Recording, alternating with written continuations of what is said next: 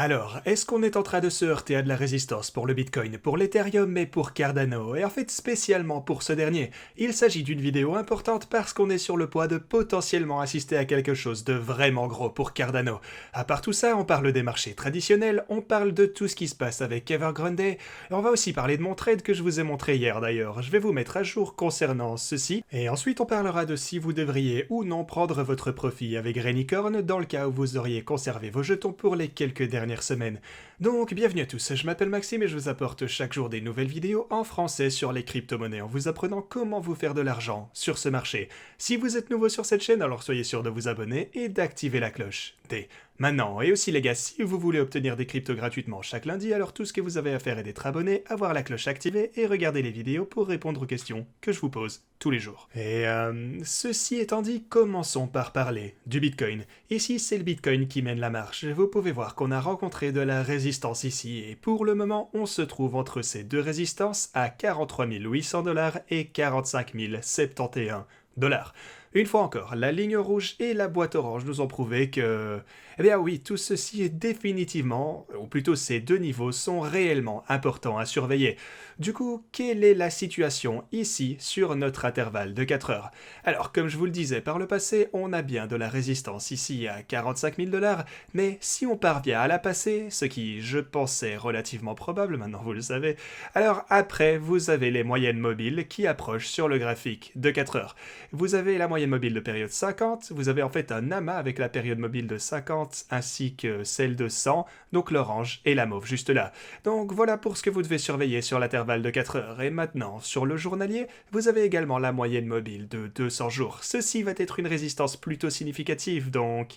Ouais, aussi soyez sûr de faire attention à ce niveau, ici à 45 700 $ également. Comme vous le voyez, on a pas mal de résistances clés dont on s'approche en ce moment, donc je vous tiendrai au courant à ce propos.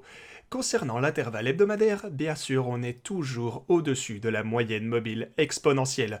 On a 2 jours qui restent dans la semaine, et dimanche, il faut vraiment qu'on clôture cette chandelle, celle qu'on a juste ici, il faut qu'on clôture au-dessus de la ligne bleue. Si vous suivez cette chaîne depuis un moment, vous connaissez déjà l'importance de pouvoir rester au-dessus de ce niveau, la EMA de 21.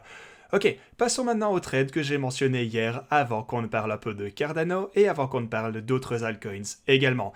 Alors, mon trade d'hier, comme je vous en ai parlé dans la vidéo précédente, je vous ai montré mon trade sur l'Ethereum. Et concernant ce trade, j'ai... Ah oui, en fait, j'ai déjà aussi quelque peu ajusté cette boîte orange afin que ce soit mieux aligné avec... simplement, vous voyez que c'est plus logique, ça correspond mieux. Donc voilà la boîte orange maintenant. Et là, juste au bord de cette fameuse boîte, vous pouvez voir énormément de résistance. Du coup, j'ai pris mon profit sur ce trade. Souvenez-vous, j'ai toujours beaucoup d'Ethereum, j'ai toujours beaucoup de Bitcoin, et en fait j'en ai racheté davantage lorsqu'on a chuté à ce niveau, exactement comme je vous ai dit que je le ferais. Et ensuite, je suis également entré dans un trade au court terme. Maintenant, avec ces trades au court terme, vous voulez prendre votre profit, et vous voulez faire ça juste avant des points de résistance importants. Si on continuait à monter ici, c'est ok pour moi, j'ai toujours de l'Ethereum ainsi que du Bitcoin.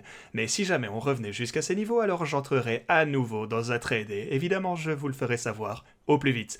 Certaines personnes par contre étaient déçues que je vous ai seulement fait savoir que j'allais entrer dans un trade ici, mais que je ne vous ai pas montré exactement les niveaux auxquels je comptais acheter.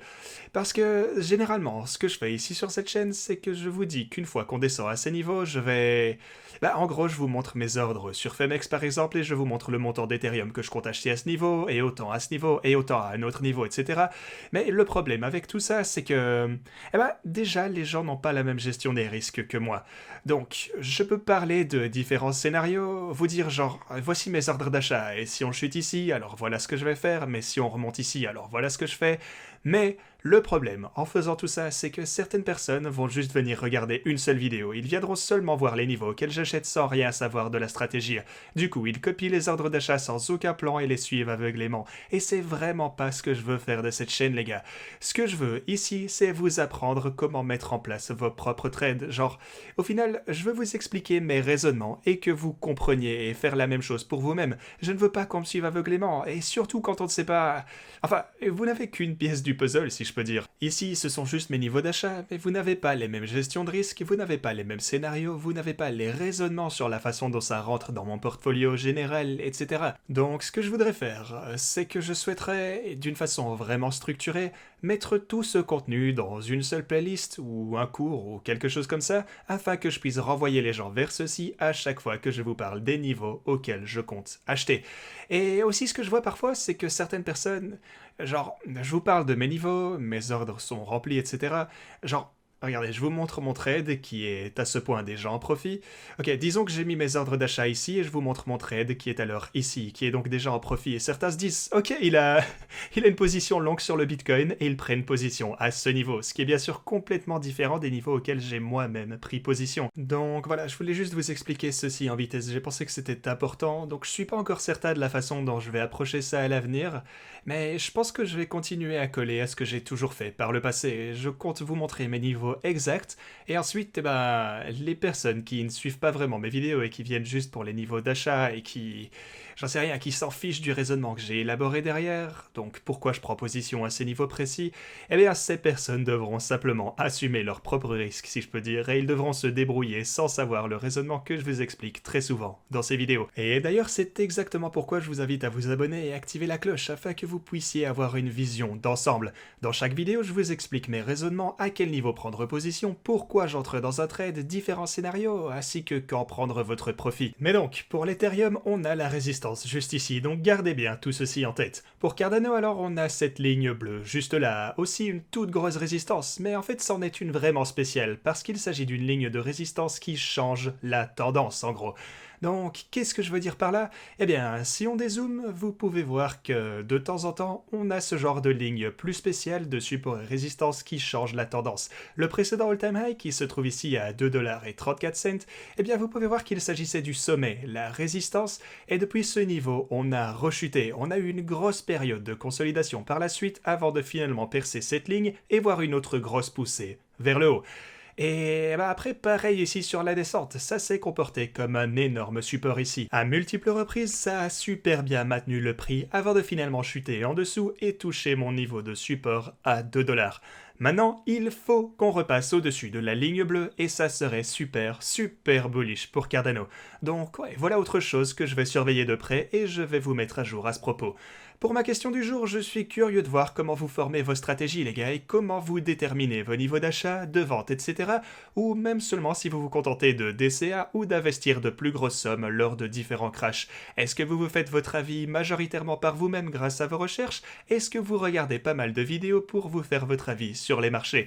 Dites-moi tout ceci dans les commentaires et n'oubliez pas votre adresse BSC si vous souhaitez participer au giveaway. Alors, pour les marchés traditionnels, ça se présente de mieux en mieux. Depuis ce pattern en W, on est remonté ici, on a rencontré de la résistance là, mais ce que je veux dire, c'est que c'est quand même pas mal. Les quelques dernières chandelles de 4 heures nous ont fait un peu rechuter par contre sur le S&P 500, mais on a bien trouvé du support ici. Donc les marchés traditionnels ont plutôt bonne mine, on peut se le dire. La seule chose, c'est que Evergrande est presque au même point également, à partir duquel toute la panique sur les marchés a commencé.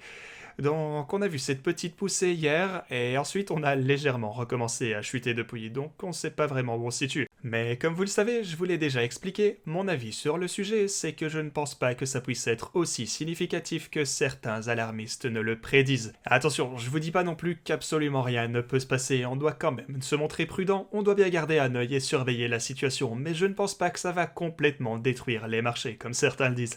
Évidemment, c'est juste mon avis, et on verra bien ce qu'il va advenir de tout ceci. Sinon, Rainicorn continue d'être simplement de faire des dingueries. Mais du coup, beaucoup de personnes me demandent quand prendre du profit sur le projet. Et vous pouvez voir que Rainy est à 52 millions en capitalisation boursière pour le moment. Et c'est toujours petit en prenant en considération ce que je pense qu'ils sont capables d'accomplir. Maintenant, pour ceux qui m'ont rejoint ici en juillet, lorsque j'ai vraiment recommencé à pas mal vous en parler, eh bien, tant que maintenant vous avez déjà fait plus qu'un x10 en profit depuis votre position d'entrée. Et vous voyez, Rainicorn a eu ses poussées avant de latéraliser à un moment, une autre poussée et puis sur le côté. Et pour être honnête, la chose dont je suis le plus fier avec le projet Rainicorn, c'est que j'ai été en mesure d'apporter ce projet à votre attention avant les gros investisseurs. Maintenant, on voit énormément d'argent qui afflue dans le projet, ils achètent du Rainicorn comme jamais, et le truc c'est que je pense que ça va continuer. Mais alors, est-ce que vous devriez prendre votre profit maintenant? C'est déjà en positif de 43% pour aujourd'hui. Pour moi, il s'agit juste de l'engouement créé par les investisseurs qui achètent en masse ainsi que les whales, parce que si vous aviez stacké Rainicorn, en fait vous avez... Étant donné que les packs de cartes viennent de sortir, bien sûr, donc même si vous n'aviez pas de Rainicorn, si vous n'aviez fait qu'acheter simplement les packs de cartes avec de l'Ethereum, du BNB ou peu importe, si vous aviez acheté ces packs de cartes, eh bien maintenant vous avez certainement déjà fait un x4 en profit, et ce seulement avec les packs de cartes qui n'ont rien à voir avec le jeton Rainy. Mais si vous aviez staké votre Rainy et acheté ces packs de cartes avec les jetons de staking, qui s'appelle Rainbows si je dis pas de bêtises, alors là vous avez facilement fait un x 50. Donc là les gens commencent à se dire, il faudrait peut-être penser à acheter du Rainicorn, les staker et utiliser ces fameuses cartes. Parce que ouais, les packs de cartes se vendent pour plusieurs multiples supérieurs au prix auquel vous pouviez les acheter il y a seulement quelques jours sur OpenSea. Donc ouais, c'est vraiment une super affaire pour Rainicorn. Je peux pas vraiment vous dire si oui ou non vous devriez prendre votre profit tant que maintenant. Encore une fois, vous êtes déjà en profit de x10 si vous aviez investi ici assez tôt, mais d'un autre côté, c'est toujours un assez petit projet. Perso, je ne me jetterai pas sur Rainy pour le moment parce que c'est déjà pas mal monté, mais si vous n'avez pas de Rainicorn, j'essayerai quand même de construire une position, mais... Ouais, on verra bien les gars, à ce point il faut juste... Et comme toujours en fait, il faut juste que vous vous fassiez votre propre avis, mais c'est juste le commencement d'après moi de leur projet, et ils comptent aller bien plus loin, donc je voulais juste vous donner cet avertissement. Ici, je ne peux pas vous dire ce que vous devriez faire, je peux juste vous dire que moi, personnellement, je m'attends à encore plus. Je ne prends de profit sur aucune de mes positions majeures pour Rainicorn, et j'ai vraiment une grosse position sur Rainicorn, comme ça vous savez au moins. Mais effectivement, je ne prends pas encore de montant significatif en profit ici. Voilà, merci beaucoup d'avoir regardé cette vidéo, et à la prochaine.